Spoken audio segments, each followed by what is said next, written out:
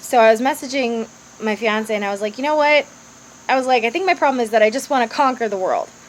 And I got to thinking about it and I'm like, that describes me 100%. I just want to conquer the world. I just want to do it all. I just want to be able to fit it all in the same time frames as everything else. I want to clone myself into like 10 me's, and I just want to conquer the world. I just want to do it all, always. And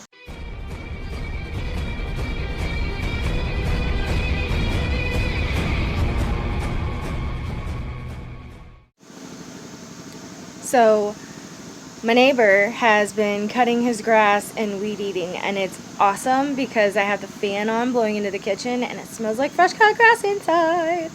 Anyway, I wanted to take a minute and come outside and record because I have been absolutely sucking at that. So impossibly far behind on my hashtag 100 goal. And I know I keep saying that. I think like the last 5 videos are basically me making posts about how I need to get back on track and continuing to fail.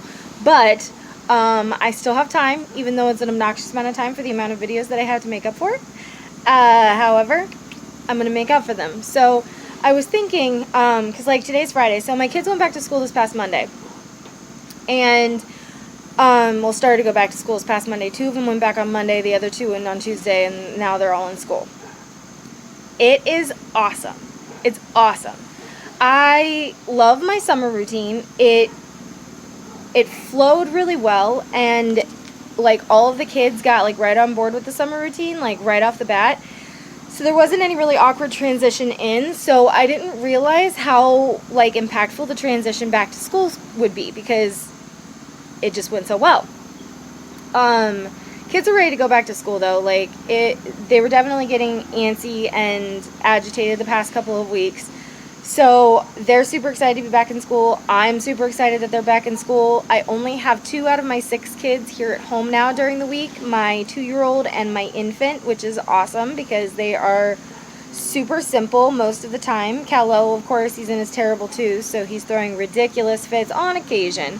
But he's got no one around to really like feed off of now, so his fits, as much as they are crazy, they are a bit shorter because if I don't react to him, then he's gonna stop throwing a fit because he's realizing that it's not getting anywhere. No one's doing anything. No one's reacting to him. So I have so much time on my hands, and that's awesome because I have been getting super excited about planning my wedding, and I have made so much wedding planning progress this past week, and that's awesome because I feel like I'm super behind, and I really am super behind because I really haven't started planning anything, and I've been engaged for almost 2 years, and it's within like 9 months of my wedding now, so I'm behind and I need to catch up. But I was just thinking because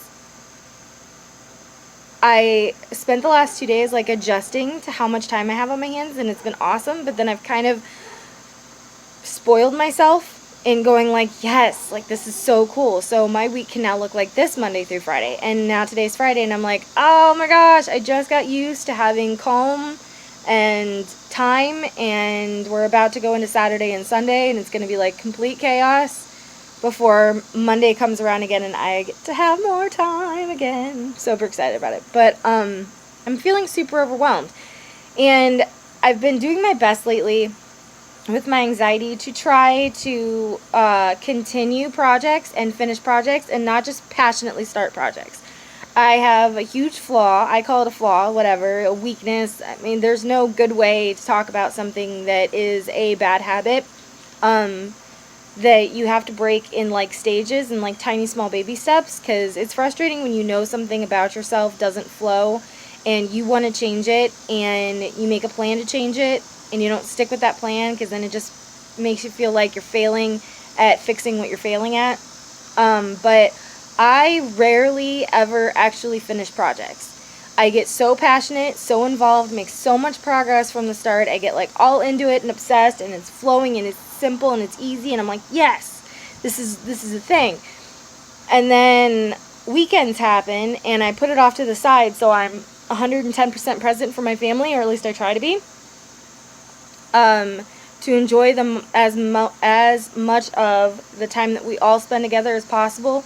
and not like zone out into my own world, because a lot of my projects are things that I tend to like completely zone out into, and I don't like zoning out in my projects when my family's home and we can be doing family stuff.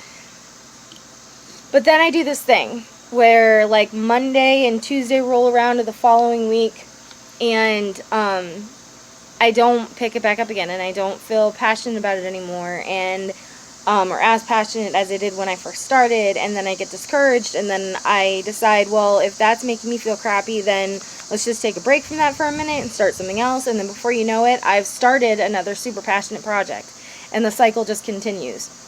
And then I end up feeling like I have a lot of projects that I still know could go somewhere, I just have to finish them. And then all this pressure starts to be put on my own shoulders about finishing projects, and then I start like obsessing over making them picture perfect, and it's just a lot of overwhelm, which I think can be attributed mostly to my anxiety. And then I'll have moments of like serious anxiety, panic attacks where I can't even handle life, and then following that is like a dip of depression where I just kind of have this like blah, well, fine, fuck it, whatever attitude, and coming back out of that is always hit or miss. So I was talking to my fiance about it. I'm like, I don't know why I feel so anxious today. Like, I know logically it's probably because the weekend's coming, and I know that whatever doesn't get done today won't get done until Monday. Or we try not to really plan things, but we have stuff planned this weekend, which is always kind of frustrating because we really enjoy not having plans, and when we have plans, it's kind of like, because it's out of our routine of trying to do our best to chill, because I think one of the hardest things in life is to chill, and when you have a good routine that helps you chill out, it's kind of like you miss it, or you feel like you're missing out on it when you can't do it, which I think is where people with like yoga obsessions and meditation obsessions come from. They love it so much that they can't wait to do it again. But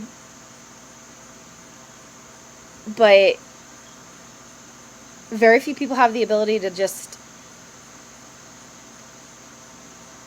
do it instead of all the other stuff in life that you have to do, I guess is where I'm going. But, so I was messaging my fiance, and I was like, you know what?